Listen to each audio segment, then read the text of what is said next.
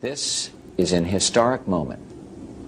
We have in this past year made great progress in ending the long era of conflict and Cold War. We have before us the opportunity to forge for ourselves and for future generations a new world order, a world where the rule of law, not the law of the jungle, governs the conduct of nations. When we are successful, and we will be, we have a real chance at this new world order, an order in which a credible United Nations can use its peacekeeping role to fulfill the promise and vision. An overall peace. What do you think the most important thing is for Barack Obama? Obviously, you're here to talk about the anniversary for U.S.-China diplomatic relations, but if you had to say this is going to be the country or the conflict or the place that will define the Obama administration, what would it be?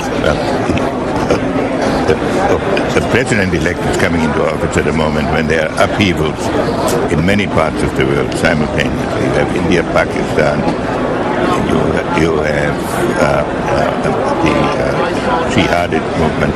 So he can't really say there is one problem that is the most important one.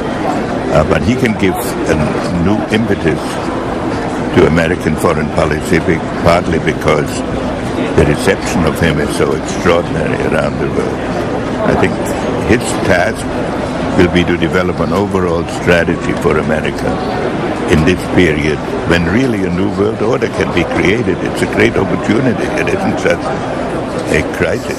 From Arlington, Texas, and this question is for Ron Paul. Now, I've met a lot of your supporters online, but I've noticed that a good number of them seem to buy into this conspiracy theory regarding the Council of Foreign Relations and some plan to make a North American union by merging the United States with Canada and Mexico. These supporters of yours seem to think that you also believe in this theory. So my question to you is, do you really believe in all this, or are people just putting words in your mouth? Paul, 90 seconds. Well, it all depends on what you mean by all of this. The CFR exists, the Trilateral Commission exists, and it's a, quote, conspiracy of ideas. This is an ideological battle. Some people believe in globalism. Others of us believe in national sovereignty. And there is a move on toward a North American Union, just like early on there was a move on for a European Union, and it eventually ended up. So we had NAFTA and moving toward a NAFTA highway. These are real things. It's not somebody made these up. It's not a conspiracy. They don't talk about it, and they might not admit about it, but there's been money spent on it. There was legislation passed in the Texas legislature unanimously to put a hold on it. They're planning on millions of acres taken by eminent domain for an international highway from Mexico to Canada, which is going to make the immigration problem that much worse. So it's not so much a secretive conspiracy. It's a contest between ideologies, whether we believe in our institutions here, our national sovereignty, our Constitution, or are we going to further move in the direction of international government, more UN? You know, this country goes to war under UN resolutions. I don't like big government in Washington. So I don't like this trend toward international government. We have a WTO that wants to control our drug industry, our nutritional products. So I'm against all that, but it's not so much as a sinister conspiracy. It's just knowledge is out there. If we look for it, you'll realize that our national sovereignty is under threat. Congressman Paul, thank you. A special televised meeting of the New York-based Council on Foreign Relations provides a window to the real story. The speaker, Vice President Dick Cheney, takes a question from David Rockefeller. Vice President, I just enjoyed so much your whole speech, but I was particularly pleased that you gave such a strong endorsement for the free trade agreement for all the Americas, subject that has been of great concern to me for many years, and particularly recently, and I think it's absolutely essential for the strength of our economy. Rockefeller's role in the drive for an FTAA was a lot more central than he portrays. Rockefeller cultivated Latin American leaders who could be counted on to support such a proposal. Both the 1994 Miami Summit and the FTAA proposal were conceived and nurtured by a Rockefeller-created network.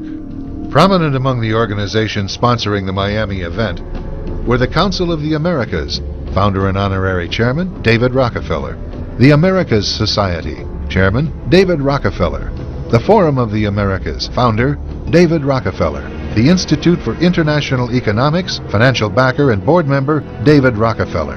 The Trilateral Commission, founder and honorary chairman David Rockefeller.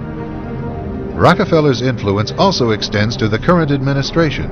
He was chairman emeritus of the CFR when Vice President Dick Cheney once served as a director, a relationship that Cheney concealed during his congressional career. It's good to be back at the Council on Foreign Relations. As Pete mentioned, I've been a member for a long time and was actually a director for some period of time. I never mentioned that when I was campaigning for re-election back home in Wyoming. Thank you very much, Richard, and I am delighted to be here in these new headquarters. I have been often to, I guess, the mothership in New York City, but it's good to have an outpost of the council right here down the street from the State Department. We get a lot of advice from the council, so this will mean I won't have as far to go to be told what we should be doing and how we should think about this. From Guadalupe County, and I have a two-part question. First part, are you a member of the CFR?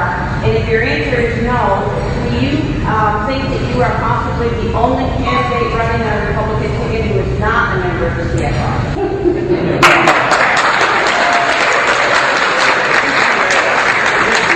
I have been waiting for my invitation, but I haven't received it yet. There's no doubt about it. The CFR is very, very significant.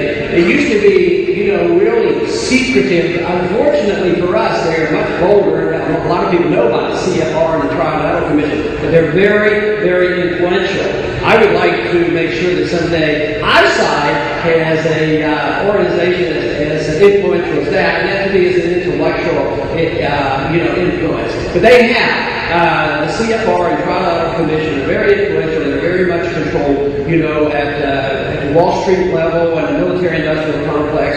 But I do not know exactly who is and who is not a member who happens to be the candidates. I know that some of them are members, but I do not. I don't believe every one of them is a member. Would be my guess. But the explicit answer to your question is no. I am not a member.